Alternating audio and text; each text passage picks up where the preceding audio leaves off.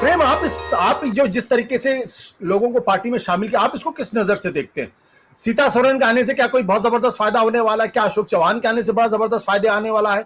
इन लोगों को न केवल पार्टी में शामिल किया जा रहा है, बल्कि किसी को राज्यसभा दी जा रही है, किसी को लोकसभा का टिकट दे दिया जा रहा है, अर्जुन मोढवाडिया को भी टिकट दे दिया जा रहा है। तो ये क्या है? मतलब ये ये बहुत कॉन्फिडेंट बीजेपी है, बड़े टारगेट की तरफ बढ़ती दिखाई पड़ रही है, कहीं कुछ गड़बड़ है?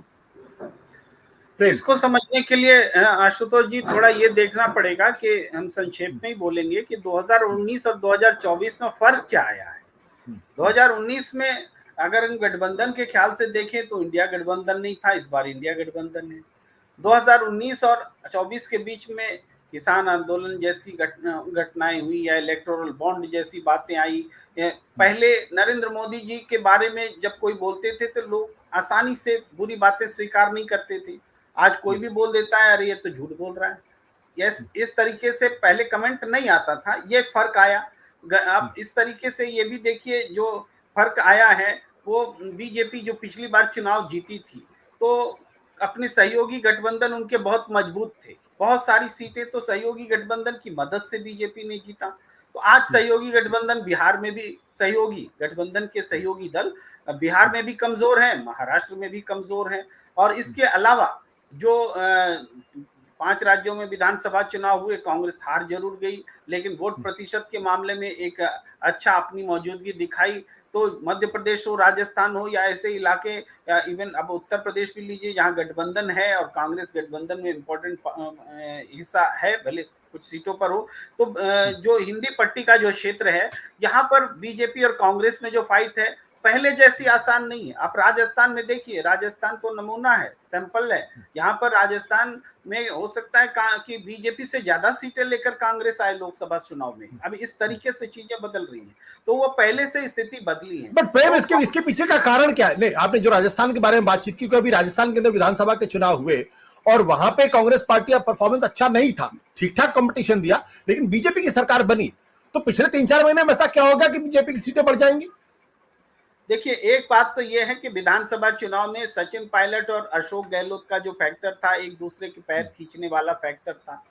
दूसरा कारण यह है कि लोकसभा चुनाव में ये दोनों फैक्टर उतने प्रभावी नहीं है, ये नेशनल पर्सपेक्टिव लेते हैं।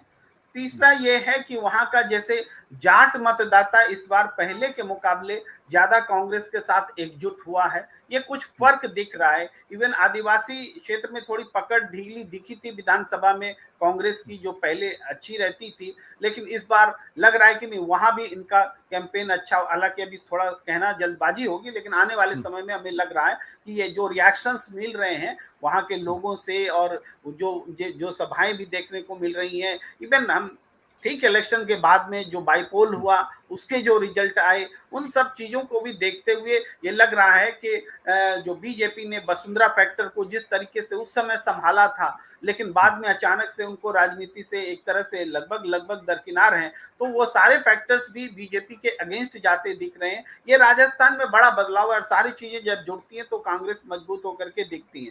तो हम इस तरीके से देख रहे हैं कि राष्ट्रीय स्थिति में स्तर पर बीजेपी 2019 के मुकाबले हर मायने में कमजोर है, गठबंधन कमजोर है, उनका नैरेटिव जो है 370 और 400 का नैरेटिव जो दिया गया है, इस पर मैं थोड़ा सा बोलूंगा कि ये इसमें ये है कि हम 400 सीट जीतेंगे और अपने दम पर 300 सीट जीतेंगे।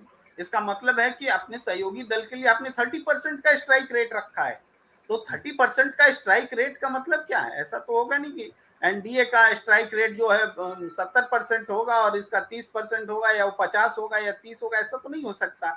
जब इसका मतलब है कि नरेंद्र मोदी जी की जुबान से ये बात निकल रही है कि हमारे एनडीए का भी जो स्ट्राइक रेट है इससे कुछ ही बेटर होगा, ओवरऑल यही रहने वाला है। तो 370 और 400 जो है वो बस मॉरल बूस्ट करने का नारा लगता है। एक्चुअल तो हिडन है उनका संदेश इसमें कि हमारा स्ट्राइक रेट उतना बेटर नहीं होने वाला है। तो ये सब जब सामने है, और भी जो बातें अक्सर कह दी जाती है कि अंदरूनी रिपोर्ट में ऐसा हुआ, अंदरूनी रिपोर्ट में ऐसा हुआ, मैं नहीं जानता कि क्या अंदरूनी रिपोर्ट रहती है, लेकिन इसके बावजूद जो ऑपरेशंस किए जा रहे हैं बीजेपी की ओर से, वो क्या है कि अपने आप को कैसे मजबूत करें इस अंदाज में किए जा रहे हैं।